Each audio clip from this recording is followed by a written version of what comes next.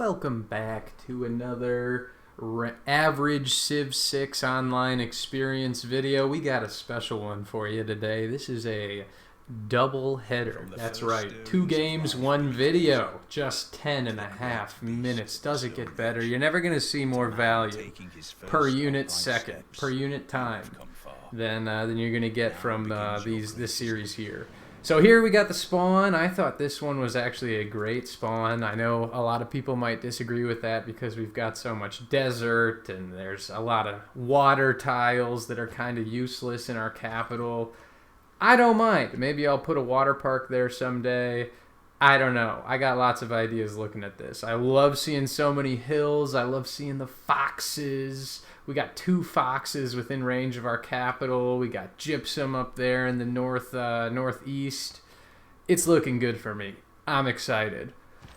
And as we get to exploring, we see we've got a kind of, it's not getting better. It's getting a little worse, I'd say. The map types you're going to see in both games tonight are shuffle. So we enter the map not knowing what's going on. I almost always will choose a random leader just because if I'm the host, I don't want people feeling like there's any chance that I change some of the settings to give myself an advantage.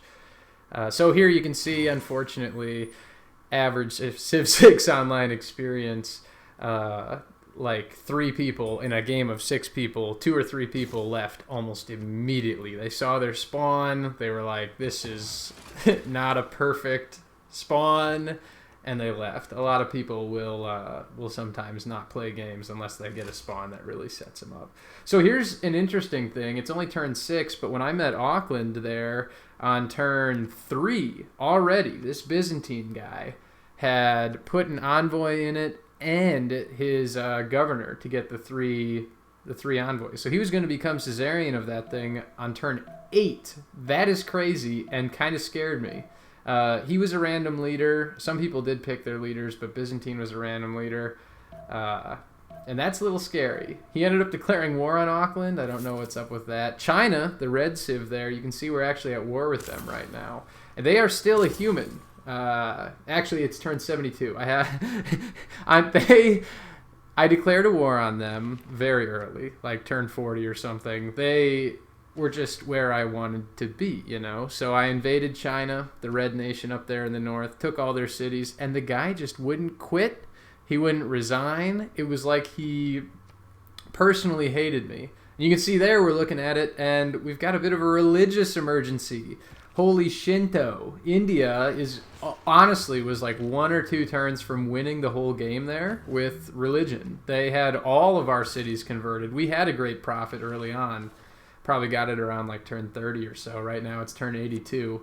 But we never created the religion. We just kind of kept it for a while. That was partially because the Byzantines created a religion that we thought we could use, but it was also just because religions take a lot of clicks. And on an online game, you can see in the bottom right of the screen, there's a time counting down. Every turn you only get a certain amount of time. And as host, I do get to set it, but you have to be conscious that when you're in first place, as I am right now, my score at this point was 528, and second place was 402. That's Gandhi with his religion. When you're in first place, I feel like you take longer turns. So it's kind of, if you're the host, you shouldn't just be extending the time because you need it. If you're in first place, you're just going to have everybody sitting there waiting, and that's no fun. Plus, it's kind of like bullet chess, you know? You're not playing a game where you have unlimited time to make decisions. That is one of the limited resources. How quickly can you make your decisions? How do you prioritize the decisions you're going to make? So here you can see, looking at the religions, I was just able to save it. I was keeping the capital of China alive, actually, almost as a pet, just so that there was 1 civ with only 1 city. And I could keep that city converted to my religion, which is, of course, the classic squirmy wormy. We're the purple religion when you see the religious filter. You can see now yellow has taken up most of the map up there. Ethiopia is certainly the most dominant civ on the map right now. I think we've still got 3 human players left, though, so they must have been in the chat. You can send direct messages back and forth. They must have been going back and forth and conspiring against me. So here I am invading Byzantine, finally, getting around to it. the player for Byzantines. I think he started a war with Auckland. I honestly think he resigned, not because I was so scary, even though I was right next to him. We were declared friends. Not that that means so much. It only lasts 20 turns when you declare a friendship. But I think he resigned because he declared war with Auckland, and I'm not even kidding. They had one of the biggest militaries I have ever seen a city-state have.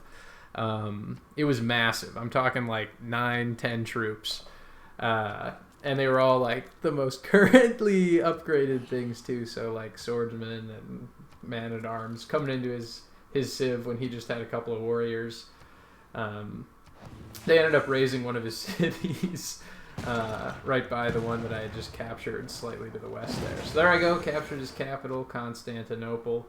I'm starting to expand my religion. There's only 3 religions total. One is mine, Squirmy Wormy. Shinto is India, and they're dominating. And then the third one was actually the Byzantine one, which is, I think, completely eradicated. Banished, not even to the annals of history.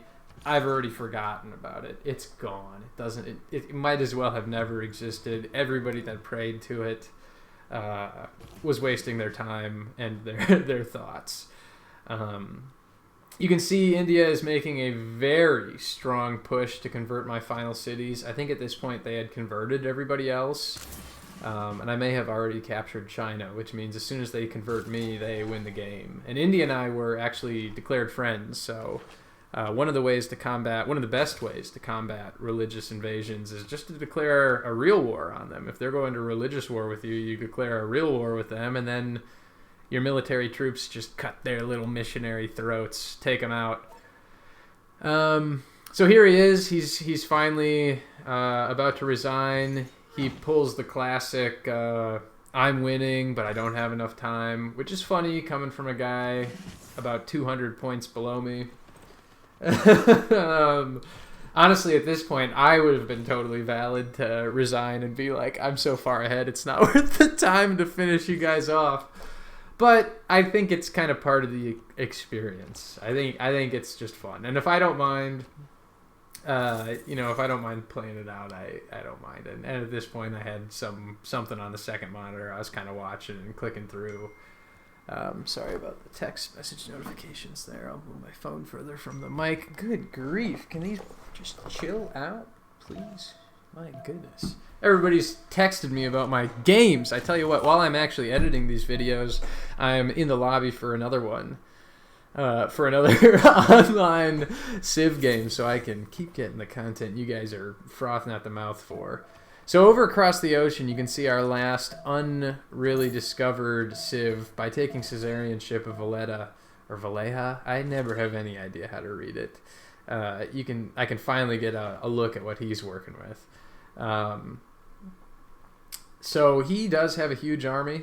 1,146 military strength to my 600, but you can see there just with the cut, my military strength is now 1,700 at this point. He starts getting ready to resign. I can't lie. I think I really should have just invaded him much quicker, but I was hoping to get nukes. I wanted my first attack on him to be a nuclear attack. I mean, down there you can see it's kind of funny. My aircraft carrier was getting sunk by his caravels. His wooden ships were sinking my giant metal aircraft carrier and damaging themselves almost more in the process than the aircraft carrier. So here, what did he say? He said, I'm going to have to get off in 10 minutes. You can see in the chat there, this guy was really chatting shit. He thought he was going to demolish me. I think he thought I would just throw my military into the water.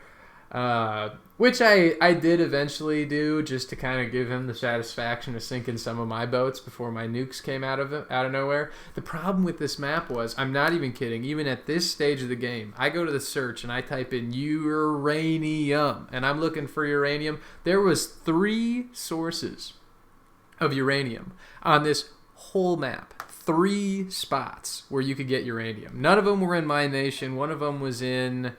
Alexander the Great's land, who was kind of irrelevant. I don't even think I've mentioned him. He was all the way down in the south underneath India. He had a uranium. The guy who you see just resigned as I'm invading. I got nuclear subs on his shore. I think he realized, you know what, this one's over. So final look at the score. Gandhi was in second place, about 900 points. I took home the dub, as is typical with these average online Civ 6 games, with about 1,200 points there roughly. You can see the final map. Yellow, dominant, Ethiopia. Doesn't get better than that. Thanks for watching.